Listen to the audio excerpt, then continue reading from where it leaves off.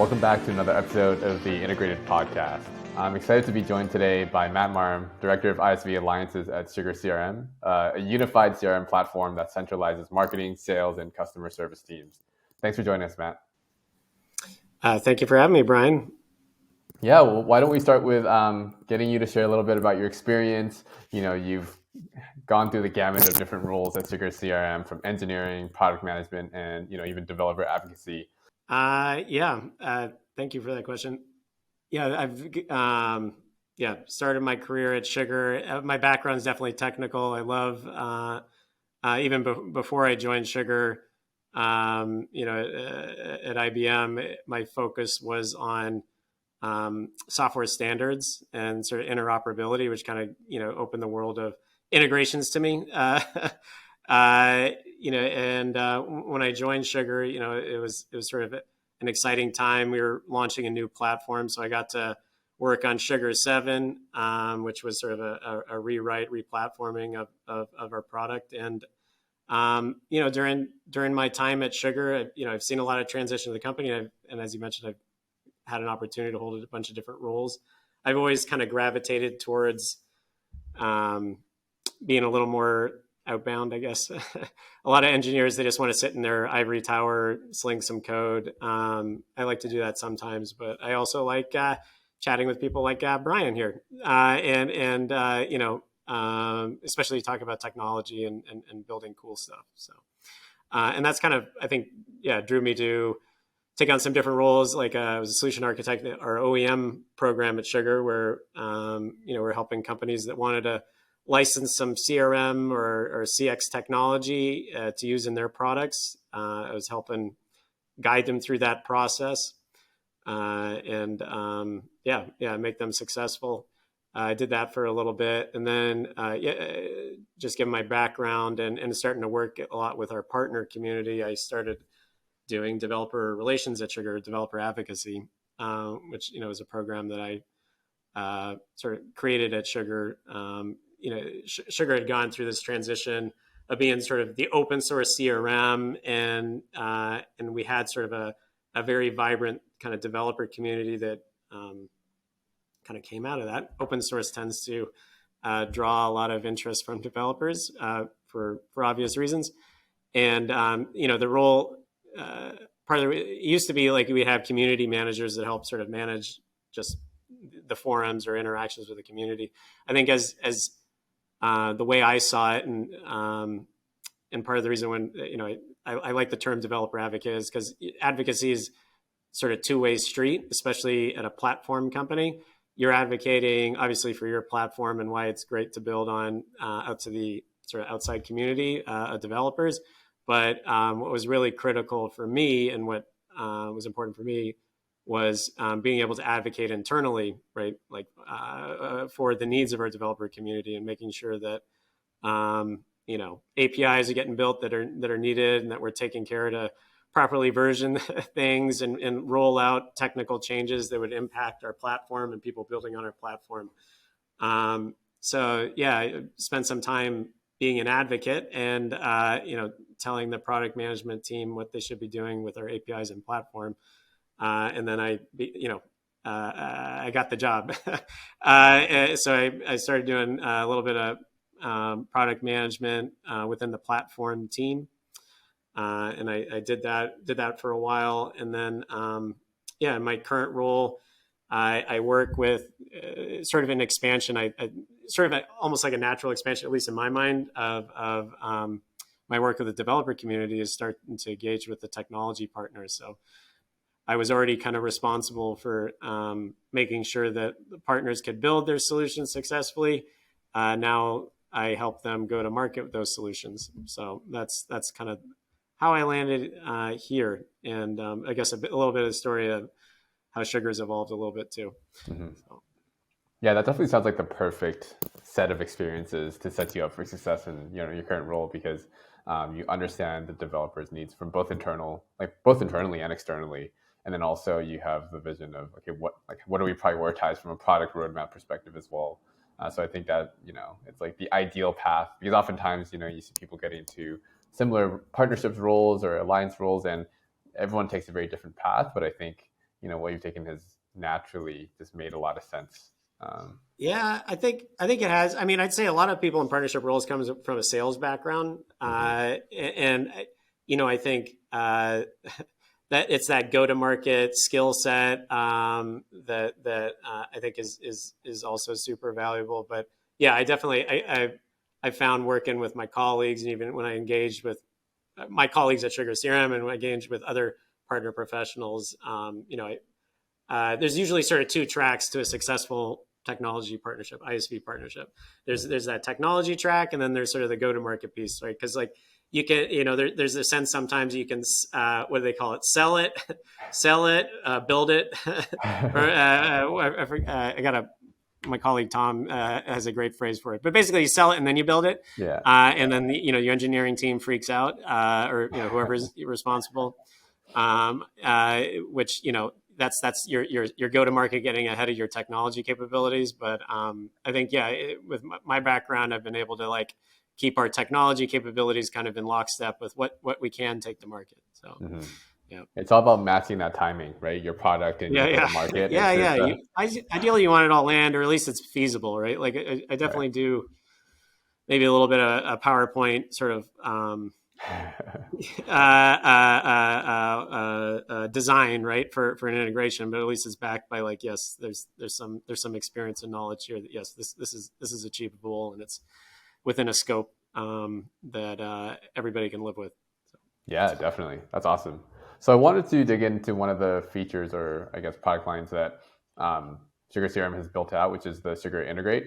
Really curious. So we talked earlier about this transition from the platform being tailored towards third-party developers to build integrations on top of Sugar, but now you're kind of in-housing that and leveraging it as a tool for your services team. Would love to just hear a bit more about that experience, the strategic shift, I guess you could call it, and what led to the current iteration of the feature. Yeah, I think I think when you're building, well, I'd say part of it is kind of a marketplace statement, right? Like Sugar is a CRM platform. The typical buyer of a CRM isn't necessarily, it's a VP of sales, VP of marketing, CMO. They care about integrations. They just don't really care about how it works, what goes into the sausage making. They know it's important. They know that it's critical that account master data flows into the CRM or vice versa, or your marketing automation. The leads are getting pumped in the CRM, so your sales reps are able to sell, right?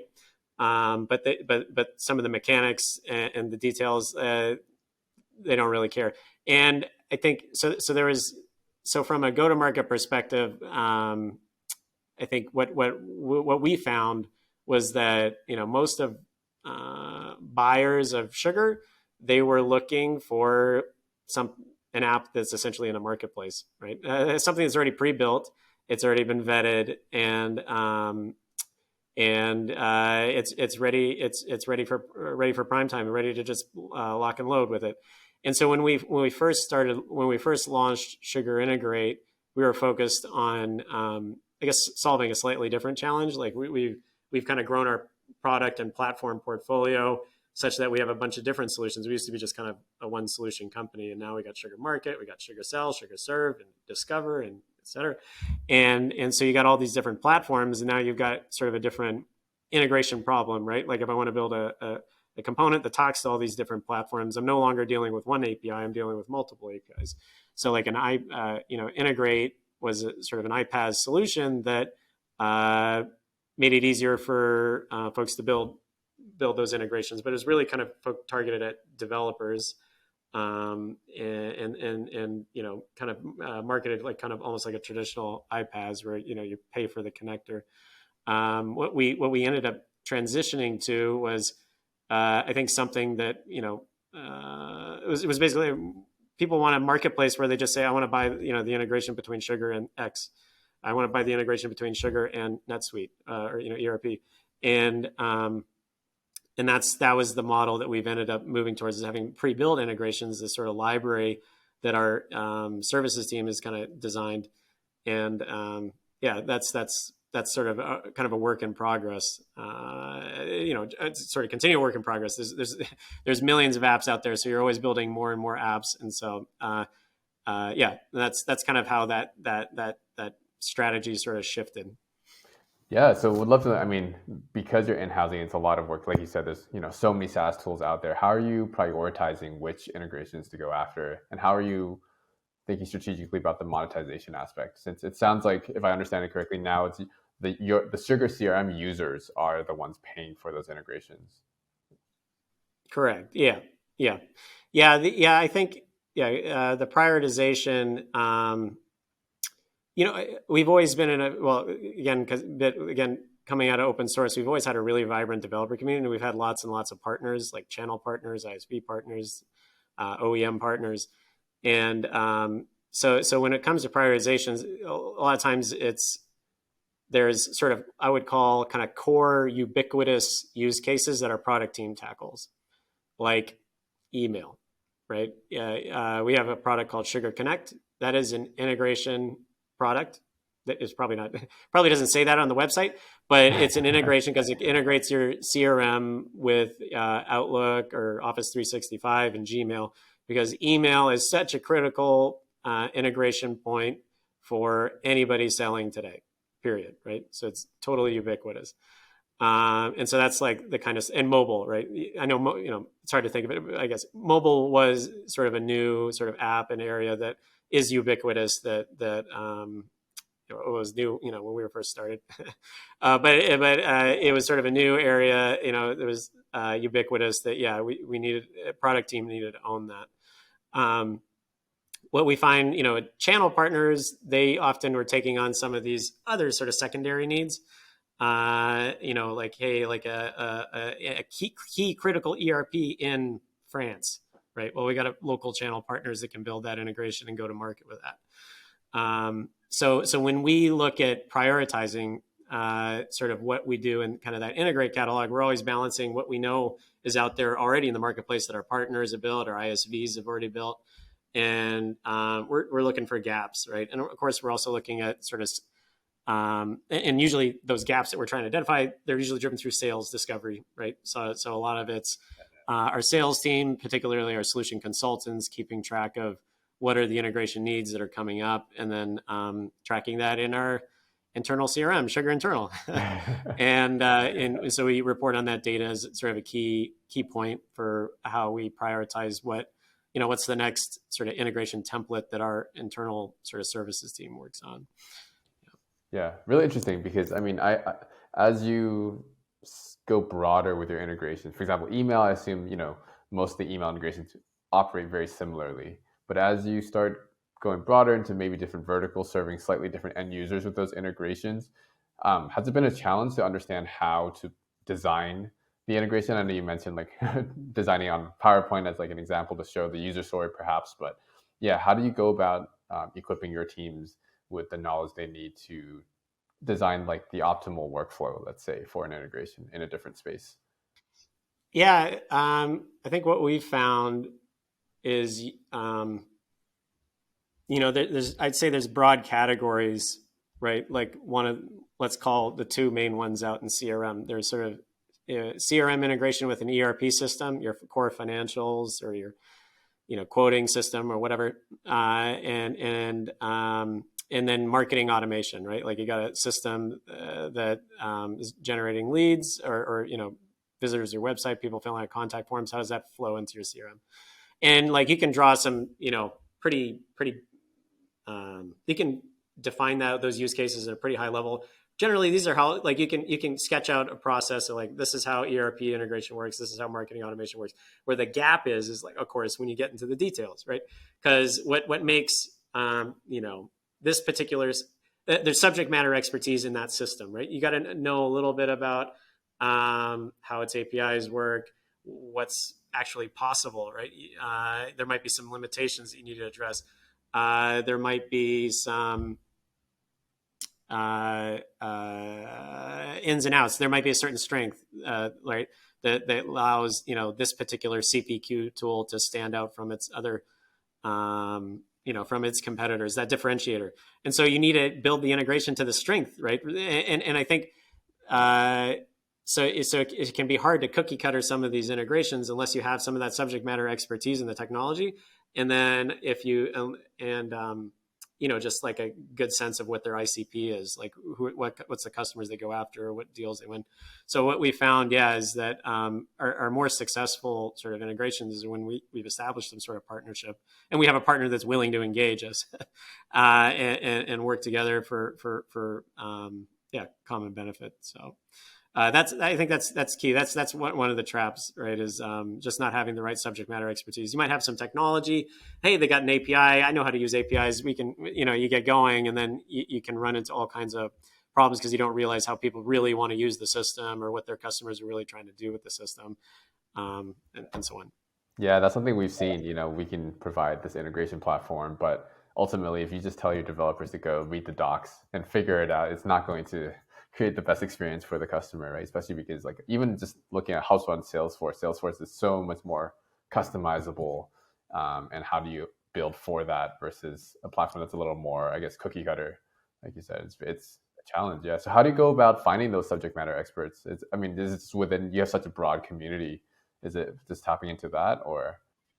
Yeah. So again, I guess we are fortunate with a pretty good community. We have different partners, again, channel partners. Some of them might have some expertise in a system, so we'll go talk to them. And in some cases, we might get them to build the integration, right? And a lot of times, I'll engage directly, or we'll engage directly with the ISV, see if there's an opportunity for us to work together. And I think that's always sort of a sorting factor, right? You can go out and say, I work for SugarCRM. Obviously, the CRM market has a couple of bigger players. The Salesforces, the HubSpots of the world. It can be really hard for folks that want to partner with those guys to actually stand out. And I think you can find willing partners that want to go out there and win together. So part is just finding the right fit, like who's willing to work with us, and if we can work together, again, supporting each other on sort of the technical needs, like how do we build out this integration together, and on the go-to-market needs, right? So that we're both aligned. Yeah, definitely finding partners that are similar stages with you makes it a lot easier to have this conversation. Similar stage, or just like the right ICP, like they're going after the same customers you're going after. And have you used integrations as a way to, let's say, tap into new markets? For example, if let's say you want to move more up market or downstream into SMBs, have you used integrations as a way to tap into those markets? Yeah, I'd say yes. Part of it is, I'd say in my experience, it has been a bit of like a trailing indicator a little bit, because you're not always sure. So like okay, at Sugar, we believe we got the best solution for mid-market companies, and so in particular, like manufacturing, financial services, the other technology, whatever. And I think as we've done customer marketing to those deals, that's when our solution consultants get involved in certain needs pop up, right? And like in kind of the ERP space, right? Everybody knows or heard of SAP, right? But and SAP likes to talk about SAP S/4HANA and kind of their enterprise ERP solutions. But the SAP B1, that comes up in deals all the time, right? And especially in our deals, right? For mid-market customers, right? Epicor is another sort of ERP vendor that, like, they're not necessarily top tier. At least they don't go after big enterprises, but they kind of fit into our ICP, and they're showing up in deals, and that drives a lot of behavior. In order to win a deal or close a deal next quarter, and we've got 2 or 3 other opportunities lined up behind it. That drives our behavior, and that helps solve some of the prioritization for us. If there's a deal waiting, to get a deal done. Yeah, I have a deal waiting. That solves all the problems. Yeah, that's why you sometimes start in PowerPoint and then you wait for a deal. Okay, awesome. Just take a step back then. You mentioned that since the beginning, Sugar's been a platform, and I think you've emphasized that so far. A lot of companies nowadays start off as point solutions, right? But they eventually want to become like a Sugar CRM or have that ecosystem, that platform that developers and other SaaS companies want to build on or build upon. Mm-hmm. Do you have any advice on how companies can potentially make that transition, and also just shed some light on how the open source roots, obviously enabled or accelerated that process of, positioning Sugar as a platform? Yeah. I think,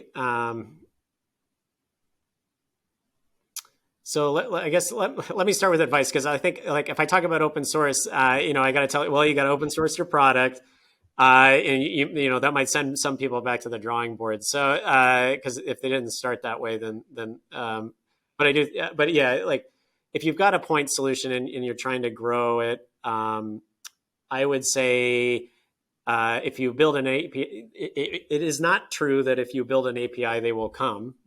Just having an API isn't good enough. I think what I've discovered, and what an open source kind of creates for you, is like what you need is like great apps and examples and stuff that people can steal, not steal, copy and paste or borrow. Great idea. You've got to have like some cool assets that will drive some sort of interest from developers, from people that want to build on your integration. So like, yeah, if you're building an API, I would say, focus on, actionable value driving use cases, making sure your API actually supports that. And for me, there's three sort of categories. There's sort of, you need to be able to support data integration. So being able to like pull data in and out of the system, sort of, do any of that data management. So that's like one whole category. Then there's sort of process automation, being able to support automating a business process. It might touch on multiple different systems. Like if somebody's using your tool, whatever critical business process your tool is designed to fulfill, you should be thinking about how that could be projected out into a different system, right? And then finally, I think there's a UI integration piece that's critical that you should think about. Like, how do I?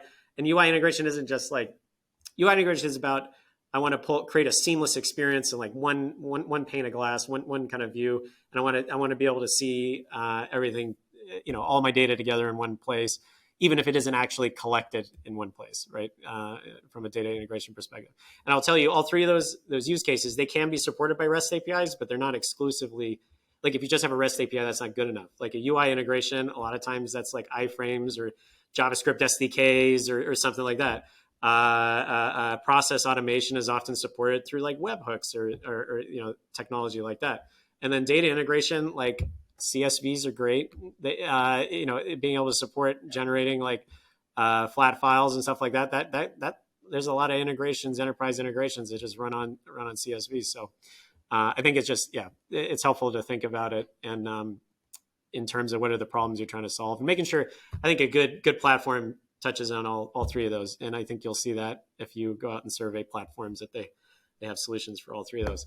Now, open source, I think obviously with Sugar, you create an open source community. You got like this great, you almost don't need an API because like the code itself is just malleable. You can go in and just change it and do amazing things with it. You don't even need an API. Somebody will build an API, might commit it back to you.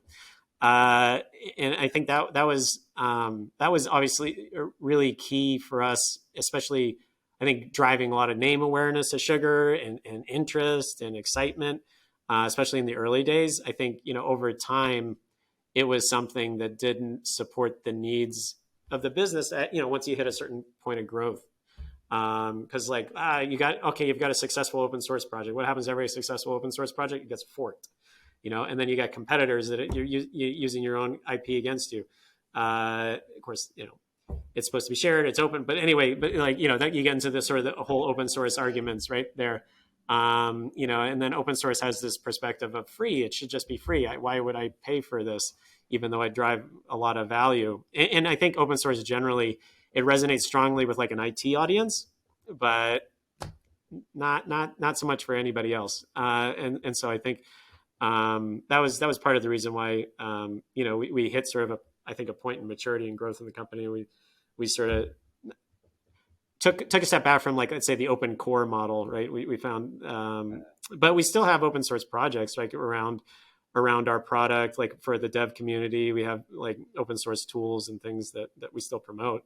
It's just it's taken on a kind of a new form. Mm-hmm.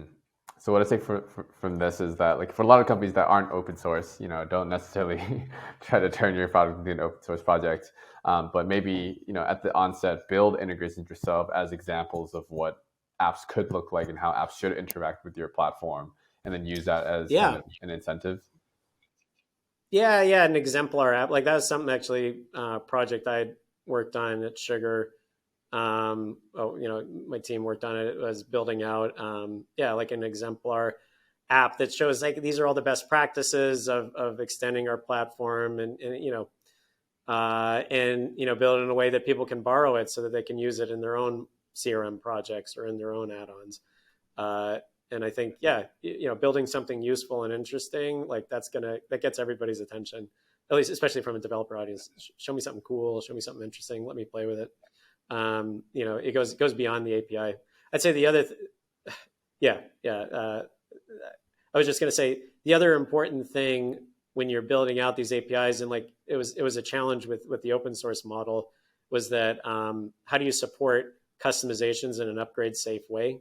Because if you have if you allow people to come in and just like change stuff in your source code, you can never upgrade them to the next version. So I think open source as a model, you have to figure out what's your extension model and make sure you nail that, and nail upgrade safety.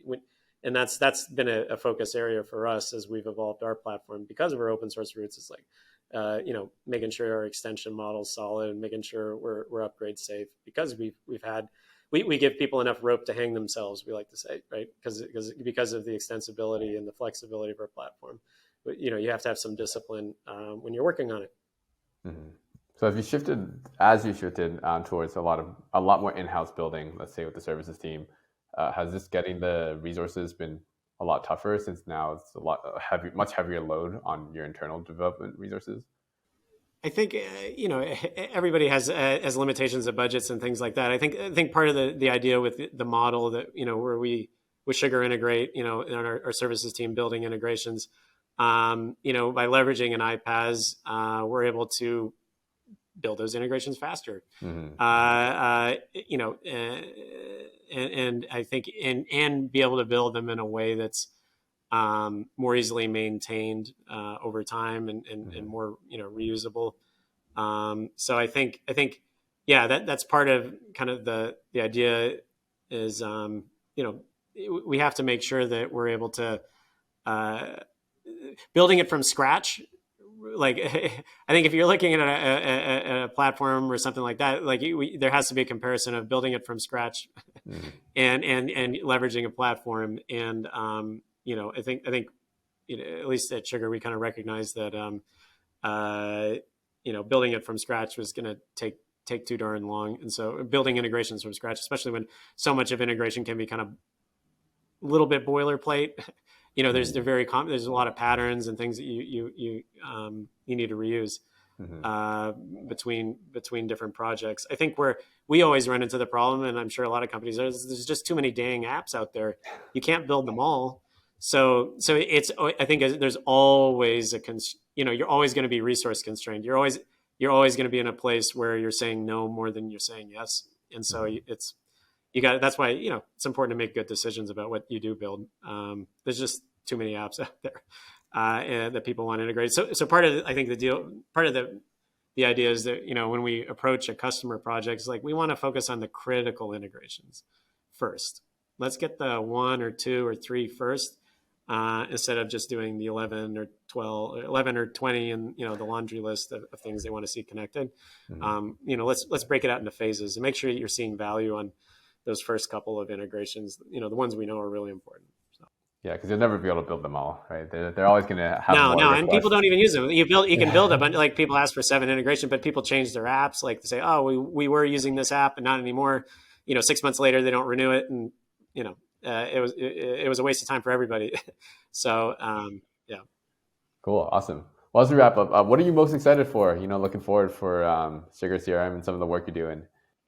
yeah. Well, my new project and baby is this nice new marketplace platform we just acquired. So as I mentioned earlier, Sugar's got some great open source roots. We have a great developer community, and we had a couple of enterprise and developers that built a pretty cool Sugar add-on marketplace called Sugar Outfitters, and they've been active in our community for quite some time. And we recently acquired that marketplace, so I'm kind of helping take it over. And yeah, we've got big plans for really expanding. Our